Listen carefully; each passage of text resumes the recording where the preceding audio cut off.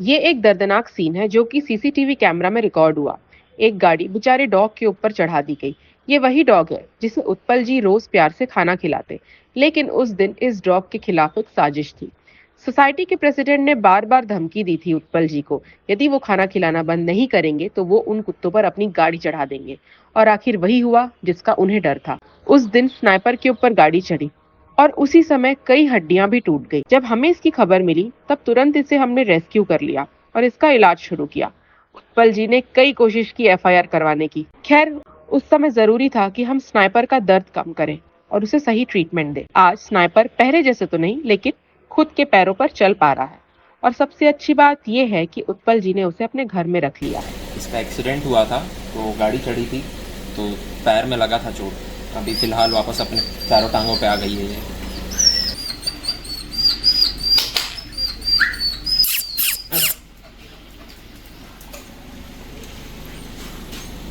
न्याय या जस्टिस पाने के लिए पावर और पहचान दोनों की जरूरत होती है, लेकिन उनका क्या करें जिनके पास में ना पावर है ना पहचान है।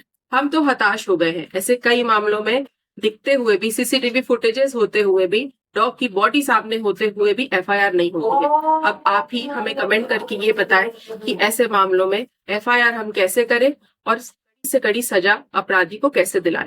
ये है माही, एक प्यारी सी डॉग जो सड़क पर रहती थी। हर दिन अपने फीडर्स के प्यार और खाना खिलाने का इंतजार करती थी। लेकिन एक दिन एक दुर्घटना में इसकी दुनिया ही बदल गई। एक बाइक एक्सीडेंट में माही के पैरों की हड्डियां इतनी बुरी तरीके से टूट गई कि उसका ऑपरेशन करवाना पड़ा। लेकिन ऑपरेशन के बाद कॉम्प्लिकेशंस बढ़ गए। घाव ठीक होने के बजाय और बिगड़ गया और सारे टाके फट गए। कई हफ्ते तक रोज ड्रेसिंग करते रहे बिना किसी ब्रेक के, और आखिर उस मेहनत का हमें फल मिला। माही के घाव ठीक होने लग गए। आज माही बिल्कुल ठीक है और अपने फीडर्स के पास वापस जा रही है। माही की कहानी सिर्फ एक रिकवरी नहीं है, ये दिखाती है कि कंसिस्टेंसी और प्यार से मुश्किल घाव ठीक हो सकते हैं। ये उन फीडर्स की भी कहानी है जो माही को हर दिन खाना खिलाते रहे, उसका इंतजार करते रहे और उसे वापस अपना लिया। क्यूटी का रेस्क्यू हमारे लिए बिल्कुल एथिकल नहीं था, क्योंकि क्यूटी के इलाज के लिए हमें माँ और बच्चों को अलग करना था। बच्चे होते ही क्यूटी के मेमोरी ग्लैंड में ट्यूमर बन गए, जिससे वो अपना दूध बच्चों को पिला ही नहीं पाती थी। ट्यूमर फट भी गए थे, उससे खून आता था। इन्फॉर्मर्स ने हमसे रिक्वेस्ट की कि हम माँ को इलाज के लिए ले जाएं और तब तक वो उन बच्चों को संभालेंगे। ये डील बेहतर थी।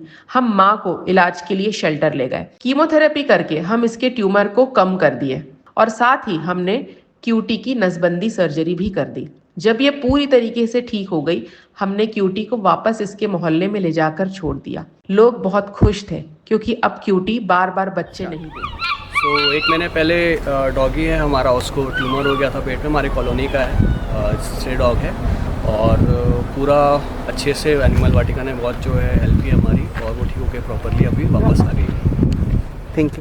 सारा दोबारा शेल्टर आ गई।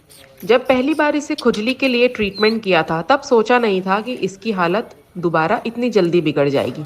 इसके फीडर्स भी हैं, लेकिन पता नहीं कैसे इसको फंगल इन्फेक्शन बार बार होने लग गया। दूसरी बार जब ये शेल्टर आई तब ये काफ़ी कमज़ोर हो गई थी।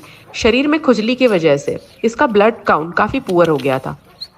इसको हमने फिर से वही इलाज दिया, मेडिकेटेड बाथ, फंगल इन्फेक्शन के लिए दवाइयाँ। लेकिन इस बार जब हमने इसे ठीक किया तो हमने इसकी नसबंदी भी कर दी। अब सारा अपने एरिया में और बच्चे नहीं पैदा करेगी। सारा को पूरे मोहल्ले ने एक्सेप्ट कर लिया क्योंकि वो वहीं रहती थी।